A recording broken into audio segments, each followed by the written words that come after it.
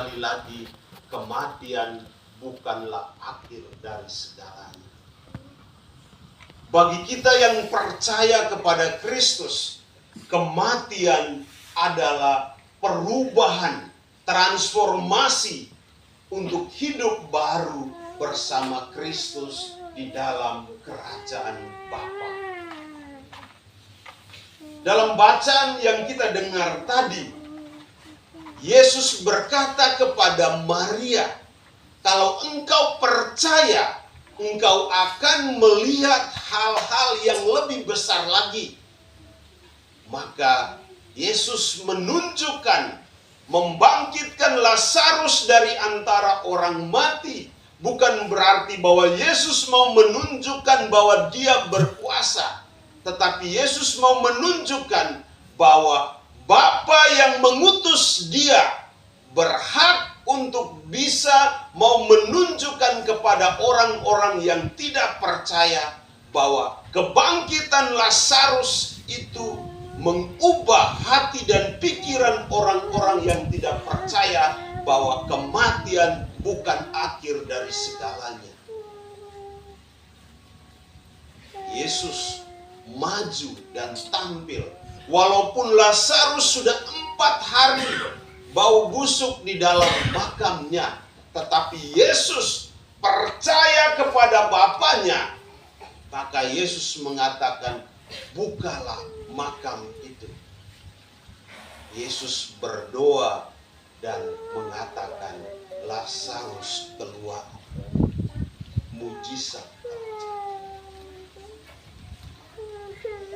Hal ini mau menunjukkan kepada kita bahwa kita harus benar-benar percaya kepada Kristus yang kita imani. Kita beragama dan beriman berbeda. Kalau kita beragama, tidak sampai pada beriman omong kosong. Kita beragama hanya kulit luarnya saja. Tetapi ketika kita beriman, kita akan percaya penuh kepada Kristus, percaya penuh akan penyelenggaraan Tuhan dalam hidup kita. Maria dan Marta percaya penuh kepada Kristus, karena hanya melalui Kristus saudara mereka akan dibangkitkan dari antara orang mati. Melalui Kristus masa-masa kegelapan yang dialami oleh Maria dan Marta akan berlalu. Kita pun sama.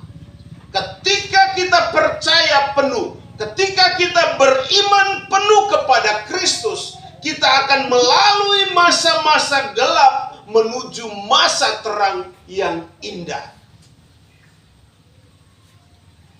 Percaya akan penyelenggaraan Tuhan itu. Disitulah kita beriman.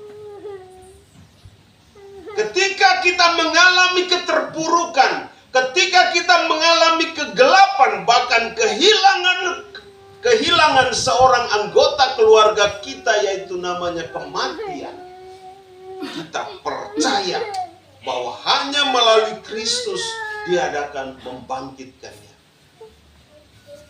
Bangkit bagi kita tidak seperti masa Yesus yang bangkit secara fisik, tetapi bangkit bagi kita adalah bangkit secara rohani. Kita diperbarui. Rohani kita diperbarui untuk semakin percaya kepada Kristus. Bahwa hanya melalui Kristus kita akan sampai. Kristus juga yang kita imani sendiri mengalami hal yang sama. Yesus juga mengalami namanya kematian. 3 hari Yesus berada di makam. Tetapi kuasa Bapanya harus mau menunjukkan bahwa kuasa kegelapan itu harus dilenyapkan dengan kebangkitan. Kristus menang atas maut. Maka Kristus satu-satulah jalan, dan Kristuslah satu-satu yang berhak mengusir, menguasai kegelapan, kejahatan, dan kemautan. Maka marilah Bapak, Ibu, Saudara-saudara, bacaan Injil yang kita dengar hari ini menguatkan iman kita, menguatkan kepercayaan kita bahwa sebentar lagi kita memasuki minggu sengsara yang diawali dengan daun palma. Yesus memasuki kota Yerusalem. Kita mengeluhkan Dia, setelah itu Yesus berada pada saat-saat gelap.